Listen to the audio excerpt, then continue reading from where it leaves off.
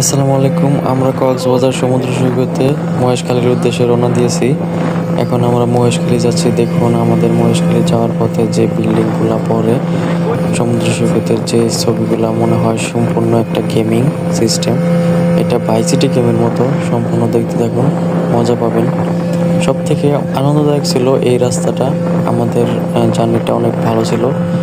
দেখতে থাকুন, অনেক আনন্দ পাবেন।